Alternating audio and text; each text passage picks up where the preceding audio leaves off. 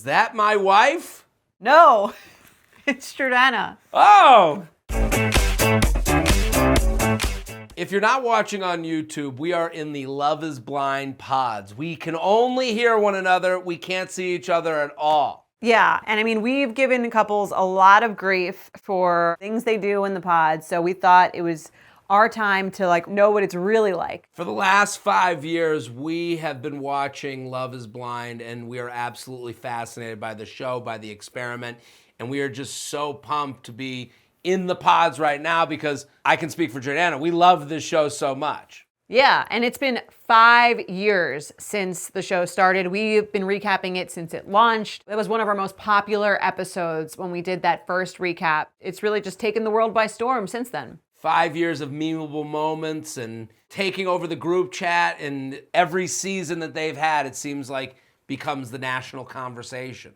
Jordana, I'm so excited about doing this episode because we're going to play all our fun games here in the pods. We're also going to play a very special game that we could only play here in the pods without seeing each other. Before we get started, we want to say thank you to Netflix for partnering with us to celebrate 5 years of Love is Blind. We are so excited to be here. It is so cool to get to experience this firsthand. You really get an intimate look at what's going on here. Can you believe it's been 5 years? Hilarious moments, iconic moments, emotional moments. There have been couples that have moved on to have babies and get married and breakups, and it's just so cool that this show just keeps going and is really a mirror to the dating world we talk about every week. Season 8 just dropped last Friday, so if you haven't watched the first 6 episodes, spoiler alert, we're going to be talking about what's already happening this new season. So if you haven't watched, go watch and then come back to YouTube and watch it hereafter. You know, Jordana, there's been so many videos made of people sitting in the pods and getting antsy. Yes. And I totally understand it. Yeah, it's nerve-wracking.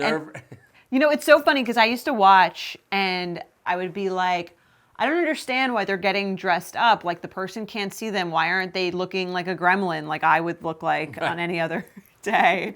It goes to show you dressing up or putting on a date outfit, doing your makeup and hair and getting ready for the date would really put you in more of that romantic mode. Spoken like a true CEO, Jordana. Get back in the office. Yes. Our workflow is interrupted. You're not going to work as well if you're in your slippers. Exactly. Take off the sweatpants. But I agree with you. I actually sitting here, I'm I don't know if I would be able to be in my PJs, but I would be, I'd be touching everything. I'm already playing with the pen. I got the the iconic gold goblet. Yeah, and partially is because I'm a little nervous, and it's funny just being nervous in here talking to you when there's nothing at stake. We know each other and we're not strangers. I can only imagine how high the anticipation would be and a little bit of the anxiety and the nerves speaking to someone that you really have a total blank slate of. Where would you even start? I guess my first question, what are you wearing? No, So are you hot? Hello? Are you there? I guess that would be I would try and go jokey. I do think it is hard to keep that up. Yeah. This does kind of induce you to I gotta talk. I gotta get deep. Right. And if you're not talking about that deep, intimate stuff, then there's no point in coming back for another date, right? Because that's why you're here. So it's not on a regular date where you could kind of just keep it surface level and then go home. Right. This is what you're here to do. Well, I do think that works like an app. I do think it starts light. I do understand when we see those seasons where there's a guy or girl who comes in and they do the same question over and over again. I think I would go that way. Right. Well, it's a dating app opener. Yeah, right? Start with a basis. I would definitely do something food related. Okay, you go to Chinese food on a Sunday night. What are you getting? I think starting light and then it gets you deeper. I do think the deeper stuff comes quicker though. The show is successful. I think that's something we have to acknowledge here. Totally. There's so many married couples. You see them at a lot of the reunions and these people are thriving. It kind of really does have a pretty good testament to the success rate of this show and the way that the experiment really works. 8 seasons across 8 different cities, and we've got 10 married couples and even 2 Love is Blind babies and 1 more on the way. Amazing. Well, I think by taking away the physical aspect of it, I really do think it adds this layer of like, there has to be a sincerity, because even if obviously looks are not the whole package or the only thing people are making assessments for who to choose as partners, it's definitely distracting. Yeah, I think it's distracting. Also, I think it helps that they take people from one city. Yes. But there's such great like fan favorites, and people really root and love so many of these couples. Who's your favorite couple? I really love the OGs, Lauren and Cameron, season 1 from Atlanta. I just think there's like a purity to them. It felt so authentic, and maybe another part of it just being that it's season 1. No one who went on the show has any idea how big it's going to be. They have no idea what to expect. It just felt so real, and I really just like loved watching them fall in love. Yeah. My favorite was Johnny and Amy. You know why I like them? Because they had controversy. Yeah? This show gets, as we said before, it's memed to death. It turns into a national conversation. And Johnny and Amy had the whole thing about using birth control. Yes. And she didn't want to take the pill, and he seemingly didn't know that condoms existed. Yeah, they were ignoring that fact for a while. Right. It was like condoms weren't even on this planet. I think what this show does a lot is it takes conversations that are happening in the real world and has them on screen.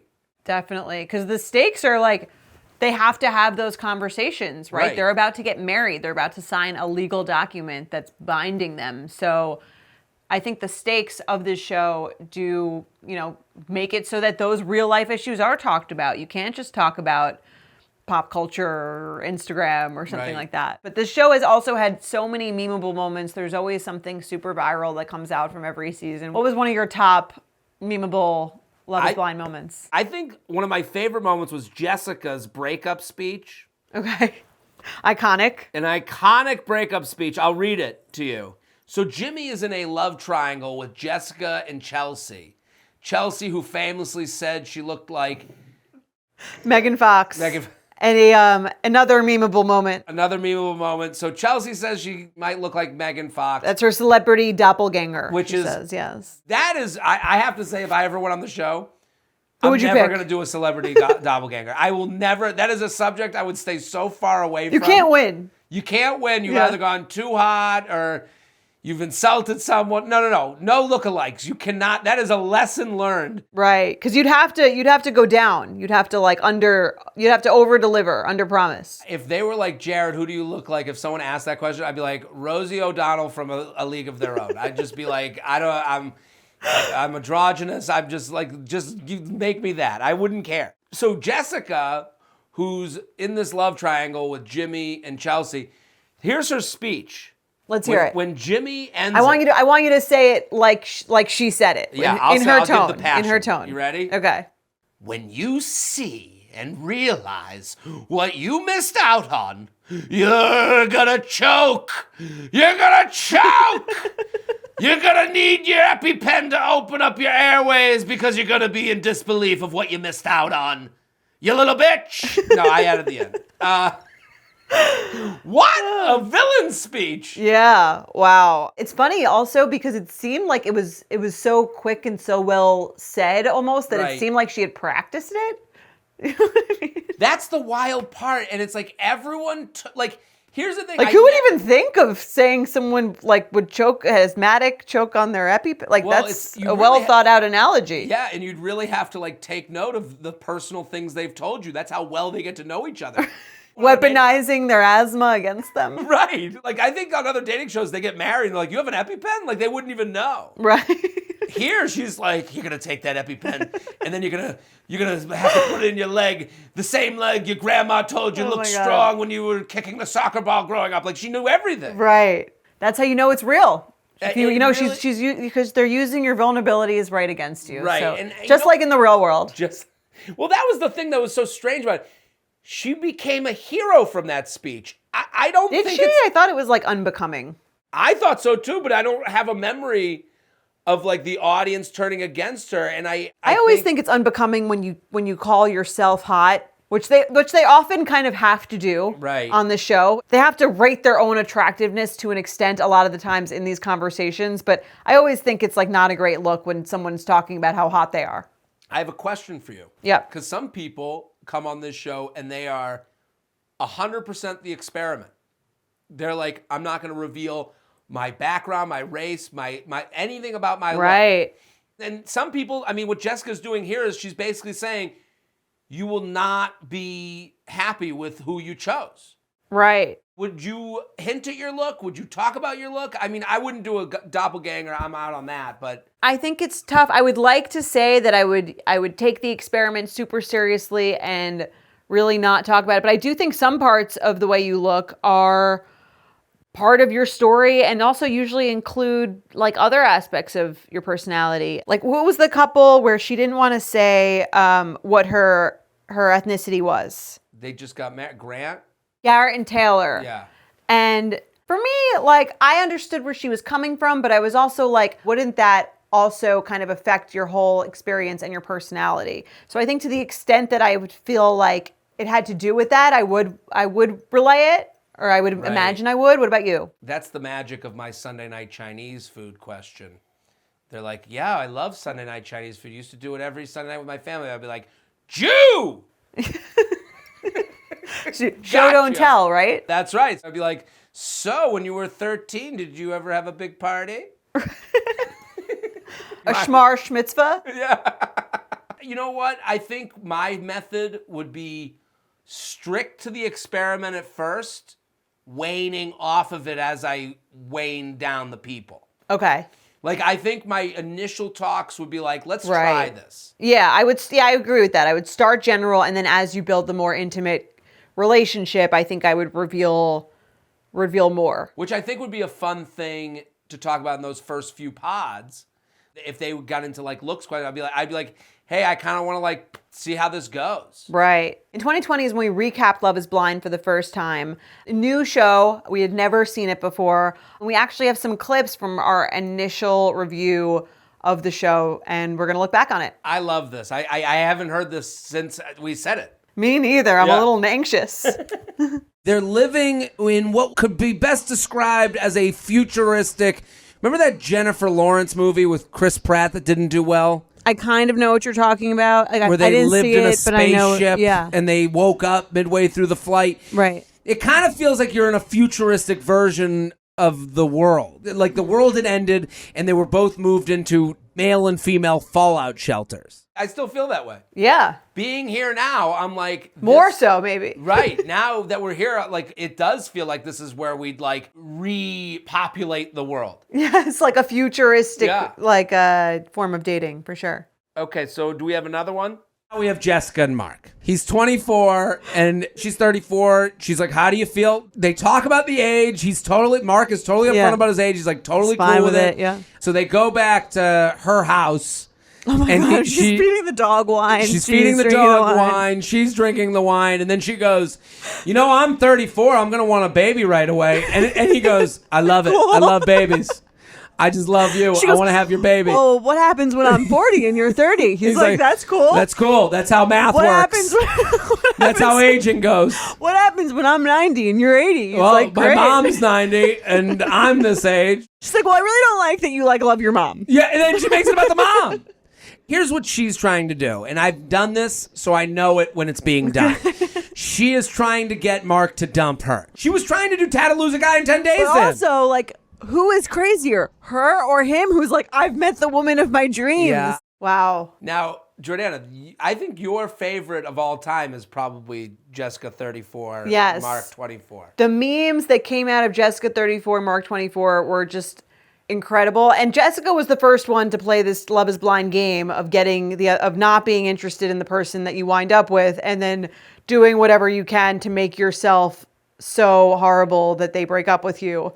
And it didn't really work on Mark. I think it was so great because it kind of showed where she kept repeating this thing all season. And in her mind, she probably was just stating something on her mind. But to us, the audience, it just sounded like she would not let go of this thing. Like she sounded, I think, crazier to the audience than maybe she did in her head, where she doesn't think she's bringing it up as a complex. But to us, it's like, there she goes again. Jessica 34, Mark 24. It shows you, however you think you sound, you might not sound that way. Yes. You don't know where your insecurities show, where the cracks kind of show through. And you loved it. I remember Loved it. You were a huge Jessica 34 fan because she probably brought it up like 1,000 times. Right. And she kind of just kept using it as like the excuse for every single thing. That was just like an entertaining couple to watch. That was the first time that you saw just like she wanted to see how far she could push him. Like anything he said was wrong.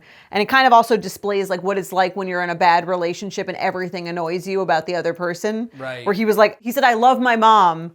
And she was like, well, I can't have someone who's just too into their mom. Right. Like she was trying to find something negative with him. And that is a reoccurring thing on this show. When we see breakups, it's like, this is also relatable to our podcast, but like the one person who's like honestly trying and the other person who's just like stonewalling them. Yes. So we have one more clip from our initial episode of reviewing Love is Blind. Let's hit that clip.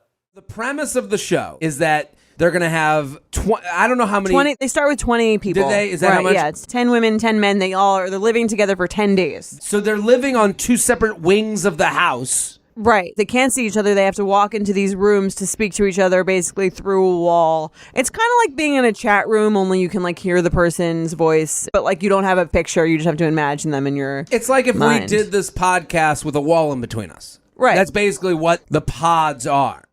Wow. Wow. Look at us. We manifested this. Look how far we've come. Yes. Wow. Look at that. I have to say, now that we're like a little further into this podcast, I have made myself much more at home in this pod. I Have feel like you? it's my feet are up.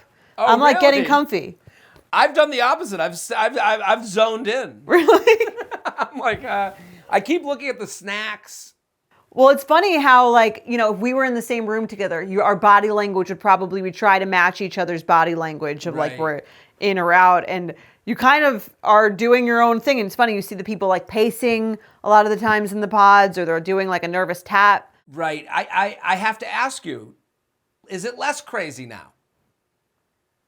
Yes, I get it. You get it, I right? get it. Yes. There's a romantic vibe to all of it. Right. And the idea of like, I'm not leaving here until I'm engaged. Like, I will not that's the only leave way out. Until I walk out with a ring. Yeah. We've given a lot of shit to the people on this show before about like, but I think now I kind of get the experience more and I could see how a lot of the stuff would happen. Okay, so Jordana, let's play a game called Intuition Test. In the pods, you can't read body language. You can only hear someone's voice. So we're going to read different lines in different emotional states and try and guess how the other person's feeling. Even if you're only listening to the podcast, you can play along with us because we're going to be reading these scripts at the same time. It's funny, when there's like any kind of silence, I'm like, is he mad at me? You really don't get any I've body already language. started the game without you. Right. All right, I'll start. How are you today? I'm okay. I've just been thinking a lot about you and just everything else. Oh my God, you're going to break up with me. That would be my immediate thought.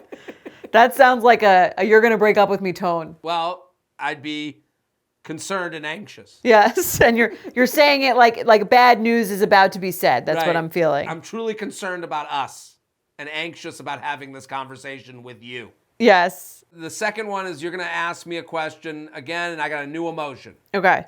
How are you today? I'm okay. I've just been thinking a lot about, you and everything. Okay, this sounds like you're into me. Smitten. That's Yeah. right. Like Smitten you as a can't kitten. stop thinking of it. You're obsessed with me. You can't Right. stop thinking about me. You got it right away. Okay, now it's your turn, Jordana. You ready? Okay. Hey, it's me. It's nice to hear from you. I feel like we haven't talked in forever. You're angry at me. I did something wrong. You sound like my mom after I haven't called her in Yeah, a few weeks. that sounds like someone I've been So nice to hear from you. fading from. Yeah, you got it. Resentful / passive aggressive was the way this was described. Yeah. Okay. Let's do another one. You ready? Okay. Hey, it's me. So nice to hear from you. I feel like we haven't talked in forever. You're curious as to how I feel. I guess I'm really bad at sincere and happy. Maybe I would be bad in the pods. It's like, why does she always sound like she doesn't care? She always sounds like she doesn't trust anything I'm saying. Well, it's funny though that I could think I'm coming off sincere and happy, Right. and you're reading it as, not as passive aggressive as the first one, but This is why I think all these relationships get accelerated. Like we talked in our flashback about it's 10 days long and how do you fall in love in 10 days? But like, if you said to me like, hey, how are you? What's been going on? And I'm like, what do you mean by that? Like, I think I would be faster too asking more questions. Yeah, totally. And I think, it's interesting because I think it'd be both harder and easier to be vulnerable. It's easier to say something without having to like look at someone's face when like you say it. Like I think it'd be easier to break up with someone through a wall. Right. Because you don't have to watch them like look really upset. But in some ways it's also harder because like if you say something really vulnerable, sometimes like when they give them those letters and they say something really vulnerable and sweet and you can't watch them react to you reading it. Mm-hmm. So you kind of are left to just spiral in your own mind and you have to really, really hang on to the tone. We had this whole thing in season 8 with Alex and Madison about their attachment style, and it's like they kind of sniff that out of each other. So do you know the different attachment styles? I do. Do you know which one you are? I am an avoidant. Uh-oh, Madison. Let's talk about it. Yes. So, avoidance. Yeah. So, I mean, I think that's my natural inclination, right? Is to be an avoidant. When I feel someone's energy start changing towards me, I get scared and I kind of run. It's in a sense of like, well, I don't need them anyway. Do you know what I mean? I do, yeah. And I think that's maybe a little bit of a trigger for me because past relationships, I dealt with that, but like on the extreme end of it. Yeah. I'm more anxious. I feel like I'm not good enough, and so I want you to show me that, yes, you care about me and that you are not abandoning me. Yeah. And for you, it's like, let me get away and be on my own because I don't need you to show me that I'm good enough. Yeah. I think that could lead to some issues. When I came in here, I thought that you were the strongest connection. Mm-hmm. And so I'm trying to really think about it, though. I don't want to like make wrong decision. I want to obviously like make a very informed decision. Yeah. I'll have to think about the attachment style conversation. Mm-hmm. It did feel like Alex pulled back because he's like, she's already said what her attachment style is, so now he's trying to like, investigate that. This was an interesting one because, you see two people with very different versions of what a healthy relationship looks like. Right. I do think this is also like a little bit like showing versus telling. Where he's asking about the minute these attachment. words, the minute these buzzwords come up, it's like, and it's kind of the problem that the pods sometimes have is like, you get so stuck on this like, this view from 1,000 feet in the air, as opposed to like, getting to know someone through their stories and how they talk to you and how much they open up. To me, Alex and Madison, the reason they broke up is they got so in the weeds and they never seemed to like have fun together. Right. I think that is a big part of it. Right. Because Madison had Mason that she kind of had like as a backup. Right. And her and Mason, all their conversation was like fun, flirty, sexual. And it seemed like she didn't care to go that way with him. But then with the one she wanted to make sure it was perfect and he knew everything he was going to get before they got together. Right. And then Madison doesn't really trust Mason because all they do is talk about, like, he's just trying to be flirty the whole time. Right. Which, I mean, he definitely has more flirty conversations, but I think it's tough in this scenario, in this very specific dating type scenario where the goal is to be engaged, like, the downside is that it's not like in the real world, and you see this with Ben, where he's like, you're just going to have to see my actions and see what kind of person I am. Right. It is funny because, like, you look at a couple like Joey and Monica, our golden retriever couple.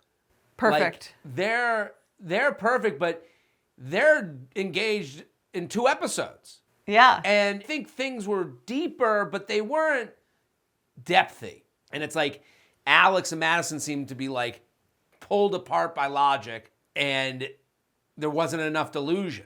Right. You need a little bit more of a mix of romance. Right. So season 7 DC, we had Taylor and Garrett, and we had a whole scenario where Taylor finds out that one of Garrett's exes had reached out and Garrett didn't exactly Tell the full truth. Tell the whole truth. And then he said he just liked it, but he responded. Right. He didn't really shut the door on it. Yeah. I just want to make it incredibly clear that if other women from your past are talking to you, you're just shutting it down. Yeah. I'm engaged. Yeah. That's it. Shut it down. It's shut it down. Easy. Don't just like leave Easy. them on red or like even worse, like something. I totally understand. I'm sorry. It obviously didn't mean anything. Like, I don't feel any sort of way. I saw it this morning. I didn't know how to react. I just liked the message, and then I literally did not think about it the rest of the day. She isn't anything to me anymore. I know, but it's just, I know that it's not part of your life, but I do want you to think about like, how would this make me feel? I know, I hear that 100%. Yes, especially as someone who has been cheated on, is putting an incredible amount of faith in you and like believing and like trusting you completely. You're gonna be married in like a week. And I'm 100% here. 100% here. I don't want to say it's okay right now because that just like wouldn't be I honest. understand. Like, and it's just really bad timing that like we had all day to talk about this, and now like I didn't think about it, right, yeah, and I should have thought about it, and that's the difference. I understand. yeah, which kind of scares me a little bit. Like it's just, I'm pissed. I thought that the super realistic part of that fight, you can have great communication and still be like annoyed. Yeah. It wasn't like he just said sorry and she was over it right away. Like there was a moment where she was like needed like a little bit of space and was very like mad at him, and I think that was also felt very realistic to what it would be like. She's like, okay, like I'm not gonna end this over this, but this is an annoying thing that I've clocked about you. Well, it's interesting because like I'm thinking now of Alex and Madison. Like, why did that not work out, and why does Garrett and Taylor work out? One, Garrett and Taylor are like with each other already. They're in the real world. There's a concrete example. Right. Like with Alex, like he's only going on, you know, buzzwords and psychology terms. It's funny, like if we could drop into their pod conversation and go, here's a scenario, how do you handle it? Right. It might have helped them out. Yeah. I mean, and Alex wouldn't even go there to commit though, but like, which I get because you're about to get engaged. Right. But there is an aspect that I think is relatable to a lot of men where it's like, why don't you just like really date me? And then you can figure out if we're not the match. You know, if I was on a date with someone and I can't see what they look like and they're like, yeah, whenever I get upset, I just like fly above my own body and don't have any control over myself, I'd be like, well, when does that happen? Like, Right. I understand. I feel bad that you're going through that, but like, can you give me a time where that happened and how you came back from that? You know, I don't know. I guess it's fair he wanted more information about it. About who's going to get engaged to. Fair. So do you think you can really date someone who has conflicting communication styles? I think you can if they're both willing to work on it. Mm-hmm. You know, I don't think all relationships are perfect. I think you can have miscommunications a lot, but I think it's more about the person's willingness to see things from a different perspective is more the important thing than that you both communicate exactly the same way. Right. The idea that two communication styles have never worked out is crazy. I mean, it can be challenging, but I Right. think, again, it's more about wanting things to work, wanting to see the other person's perspective than assuming you're gonna see the person's perspective every time immediately. To me, the communication style, the naming of it is the problem. Calling Like if you're trying to figure something out and someone goes, well, I don't communicate that way, it's like, well, then what are we going to do here? Right. What's the solution? What style you want to do today? Yeah, well, I think, again, like the style for everyone should be like, can you think about this from my perspective for a minute? Right. And your willingness to put yourself in someone else's shoes. Okay, let's play Couples Court. We have our gavels out. If you're watching on YouTube, we're going to play Couples Court from the pods. We're going to review one of the most viral fights from Love is Blind. And it's Chelsea and Jimmy from season 6. A classic fight. Chelsea and Jimmy pretty much implode right out the gate. And one of their most heated fights is about Jimmy spending time with one of his close female friends who he had slept with a while back. I can't be cranky with you. That was the most reasonable thing for me to do. I was gone for an hour. I'm interrupting you. Girls from the pods are there, and then I find out you're with your girls? That's not cool with me. It's not cool with me. If it's offending you that I have girlfriends, then that's whole nother issue. Who were you with last night? Who were you with last night? Oh my God. I'm not gonna sit here and talk to you about this. Okay. You're not being respectful to me. How am I not being respectful to you? How every day, who do you hang out with? Every single day. Where do you go when you're not here? I have been with you every... Where do you go when you work? That's where we're not on the same page. Where do you go when you work? Here. Really? Here. Do you? I went to my apartment one day. I work Who from do you home. text all day? Who do you text? Oh my goodness. If you're fishing for me to tell you that I text my girlfriends all the time, I see. if you want to sign up with me, you have to sign up for all my friends too. It's a respect thing, babe. It's a respect. I'll take a step back from hanging out with girlfriends But if that's what you don't. want. But you haven't don't. asked me. Yes, I have, but you apparently haven't fucking listened. When? Tell me right now. Do you want me to take a step back? Of course I do, and Okay. I told you that. I'm not willing to take a step back.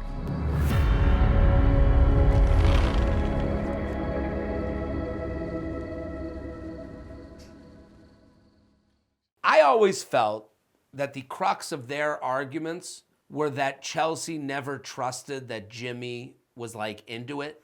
Right. And I remember from this season when the big joke was does she look like Megan Fox or not? But I think when you say something like that, you set up a scenario where you don't trust the person that you've come together with. Right. You don't trust them to love you for who you're presenting yourself as. I do agree. All of their fights kind of do seem to stem from Chelsea's insecurity and this feeling of like devaluing herself. Right. And listen, can you hang out with someone you have had a romantic relationship with? Yes. Could it make someone feel uncomfortable? Of course. Yeah. Like, I think like that's the tough thing about that question and why it gets like infiltrated by bad actors. Right. Well, I like- think the issue is that makes me more on Jimmy's side here is that she knew this, right? It wasn't like he kept this from her. It wasn't like he didn't introduce her. Like, Right. he was very transparent about it. She also revealed that on the show, which she had told him she was not going to do. So I think there's like a betrayal aspect there on her end. But I think the insecurity is okay. It's the way that it came out on her part where she like was villainizing him for something that she had sort of agreed to. Right. Well, the agreement was that she wasn't going to name the person. But also, she also agreed that he could have her as a female friend. Like Right. that was part of, and he was always very open about that. So I think to decide because you're feeling insecure that someone can't hang out with someone is not really fair. And even more so, like when you have a due date for when you're going to get married and like this whole train is heading to that station, like that puts me more on Jimmy's side because you see this one thing and you go, is this the rest of my life that I'm signing up for right now? Right. You know, there's no, hey, let's wait a year. Hey, let's go through the planning process together. No, we're 3 months in, we're married. And there's no way to like test, this on other situations. So you kind of have to assume that the way that someone acts in this situation is going to be the way they're going to react in all situations that are similar because you don't have enough evidence or you don't have enough data to say, oh, this was like an outlier. I always say wait until they're legally married to you Right. to show who you really are. Chelsea made the age-old mistake of being her true self before they got the paperwork done. Exactly. So Amateur move. So we're going to rule in couples court. We're ruling in favor of Jimmy. We're ruling in favor of Jimmy. So it is said, and so it will be done. That is it. Okay. Let's do another advice segment. How to pick the right person. A lot of singles who come on Love is Blind say they come on the show because they don't want to date the same type of person they've always dated. Is that a reason you would go on the show, to date someone different than you've always dated? I think so, although I'm not fully sure why it would do that, why this would set that up, with the exception of, let's say I was always dating guys who weren't really looking to commit. This would be a good way to narrow it down to guys who were willing to get married in under 2 months. Right. I guess that's a good point, but it's also like, even on this season, when you have that guy Dave coming into the pods, his opening line is, "What's wrong with you?" Right. Like, that is a vibe, that is a certain type, and I could understand someone goes, that's a type that has come up to me in the bar, that's a guy that said something like that to me before, that's something I'm going to run away from. Right. I could understand that. I don't know if I would be on the show to date something different. I think I would be on the show to like more so fall in love. To me, the experiment is like, let me put aside my phone, my eyes, my penis, and let me zone in. The distraction's gone. Yes, no phone. Right. I mean, that's huge. Yeah, I think it's more like, it would be less about the person and more about putting yourself in a scenario where you're optimizing, like prioritizing dating. Yeah, that would be my reason for going on. Another couple that was a mismatch and resulted in just a heartbreaking wedding when she was rejected at the altar was AD and Clay from season 6. The way I did grow up with my father and like how I seen like cheating as a regular thing and the fact that my mom and dad were like best friends, but my dad still, you know, unfortunately, like he was still cheating, you know. Infidelity was a thing, and like my dad would take me with him to some of his infidelity trips. I've never seen a black relationship where the man is faithful, and I'm not even blaming my dad. Like I'm talking about like all black men that's been in my life. So to me, the concept of one girl, I'm always having the fear of like, can I just be with one person? I take it serious with marriage, and even with me loving you, like everything. It's just the marriage part is just, it's like a unknown thing for me. AD and Clay was a wild ending. Oh yeah, well he just thought they were gonna be like dating. It does show. I think the AD Clay thing kind of shows like the gender of it all. Like I think like That love is not blind. well that love is not blind, and that like a lot of these men are coming on with like a very simple attitude towards the whole thing. It's not that complicated. Right. For Clay to say, let's go walk down the aisle and then let's be in a situationship.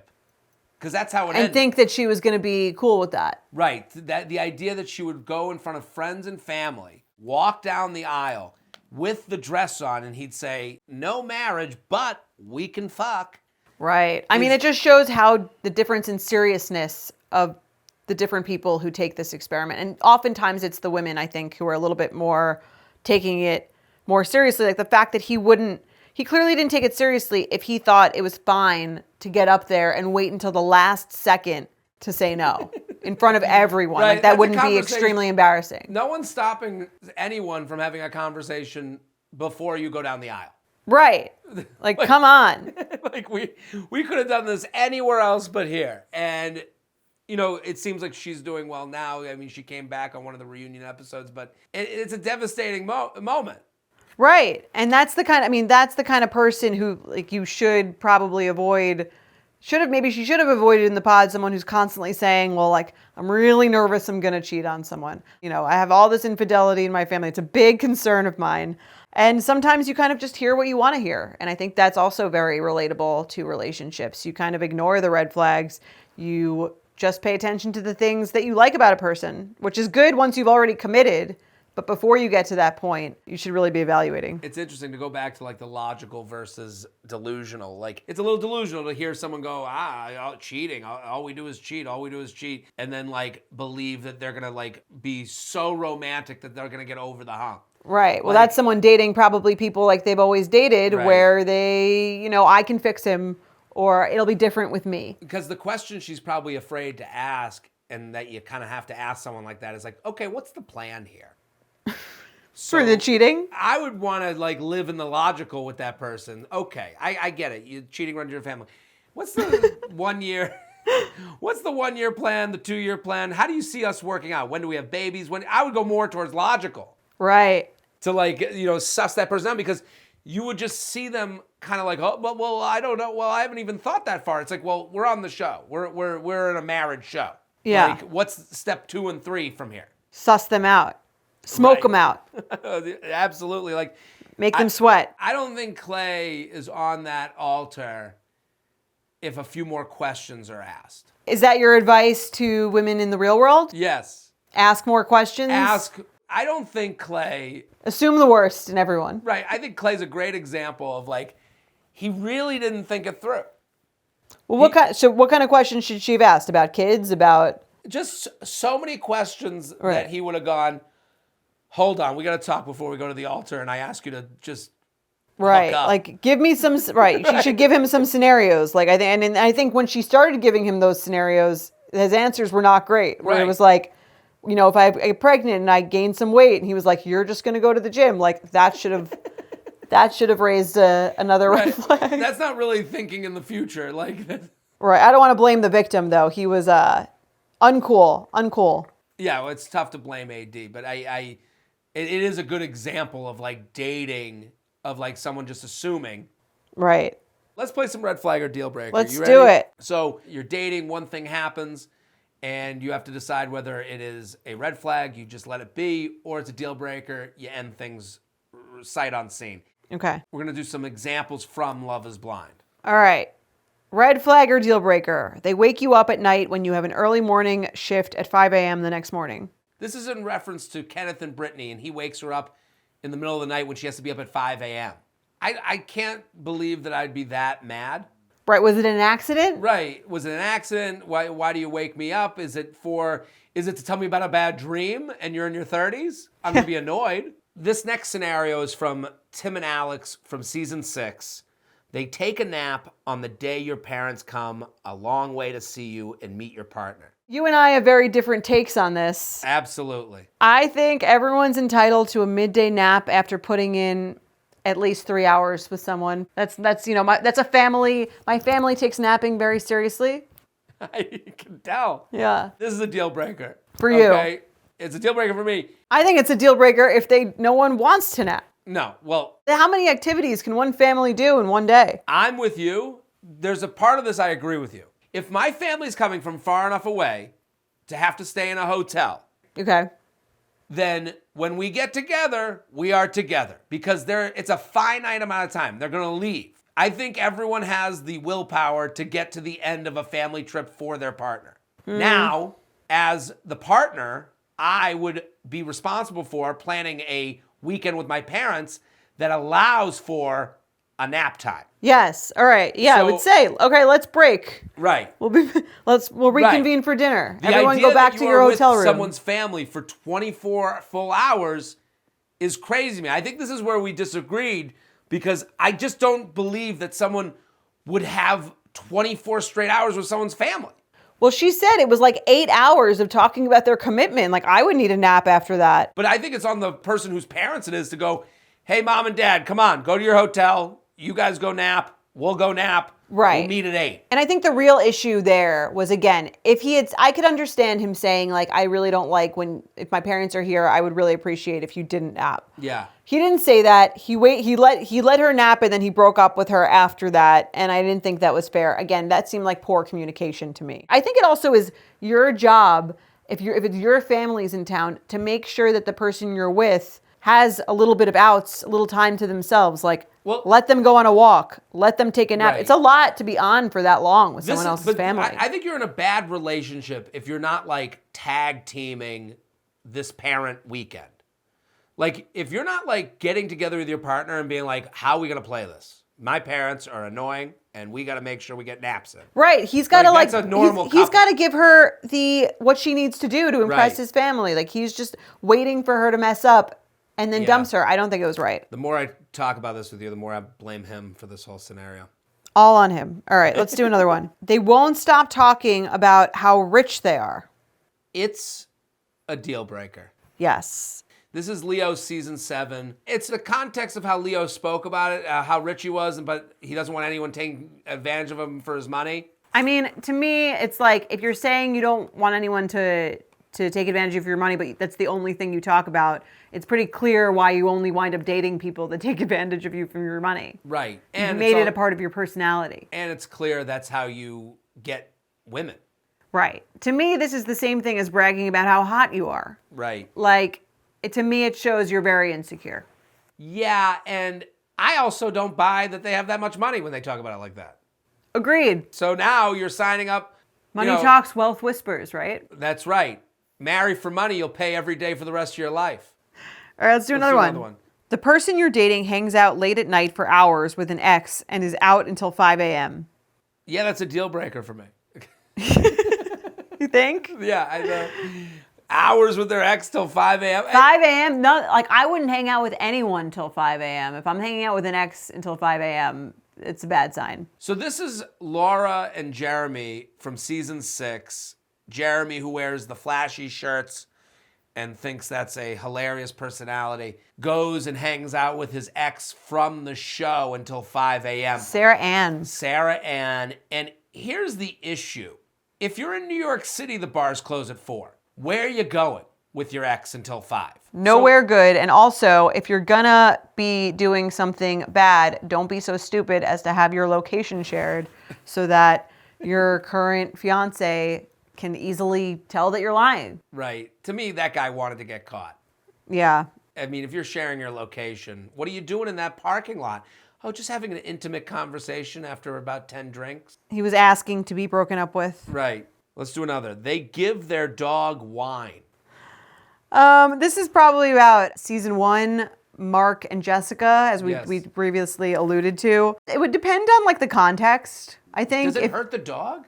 I don't know. How much wine does the dog have to be? I don't know. I'm not really sure how much wine is allowed. It seems like poor dog parenting, which would be a turnoff. Right. It's also under especially considering Jessica 34, Mark 24, it kind of goes into this like trope of like, single 30-year-old who's got her life is out of whack. Yeah. Like, well, I mean, I do think that was like, oh, this woman's kind of falling apart. Right. This is very much like the lead in the rom-com who can't get it together. I agree with that. Right. So to me, it's like just a turnoff. Yeah. I mean, she's 34. She should know better. Right. Let's do one more. Okay. They flirt with another person in front of you, but didn't mean any harm by it. So this is in reference to Nick and Hannah and him kind of flirting with the woman he rode the duck with in the beach and the woman who was from Baltimore. What do you think about this one? I think flirting is a very subjective term. Right. I think it felt more like flirting when he was doing it at the party. Than it was in Mexico when he was riding the duck, and it did seem like sort of he's just being like a clown. Yeah. I think I'd be turned off that he's acting like a clown, but I don't think I would be like jealous of the other person. And that's the whole thing. Like so many of these fights are more about their insecurities as a whole rather than the actual incident. But I mean, the way this is written, they flirt with another person in front of you, but didn't mean any harm by it. I think it would have to be okay. I think you have to acknowledge that other people have feelings that you can't control, and you may have made a mistake. If you can't do that, it's a deal breaker for me if you're just like, well, I'm just talking. Right. And like, some that people annoys me. Some people are flirtier by nature. That's just like their kind of personality. You're also at a party with people you were on dates with. This isn't like someone that you randomly saw them at the bar with, and it was just like them saying, excuse me, can I go get a drink around you? And they smile at each other. Like there's a history. Exactly. Yeah, it's a deal breaker for me. Well, this has been such a cool experience. I can't believe we're here. It feels so surreal after 5 years of recapping Love is Blind. It's a little too comfortable. Yeah, right? I feel like I could do this. Now that I'm like settled in, I feel like... Could you do 10 days? Like 10 days of dates in the pods. Could you do it? Could I do it? I think so. I think it would be pretty cool. I do think it might be harder to have like a marathon date without seeing the other person though. I feel like it is a little tough to not get to like touch someone's knee that you're having a good vibe with. Right. But I do see how it could get deep. Right, because you can't do that. I guess you have to focus on the conversation. Right. But I can also see why you'd be more likely to propose because you're like, you can only talk about those things and you literally cannot think, you're not going back to a job at night. There's nothing else for you to think about besides your feelings for this other person. Right. I agree. It's wild to be here. It's very cool to be here. Thank you again to Netflix for having us and partnering with us on this bonus episode of the podcast, season 8. The first 6 episodes are out. Every Friday, there's a new batch of episodes that are going to come out. You got to check out this season. Go check out Love is Blind, the new season. Season 8 is out. Well, we solved dating again, Jordana. We'll be back when we're back. Whenever that is.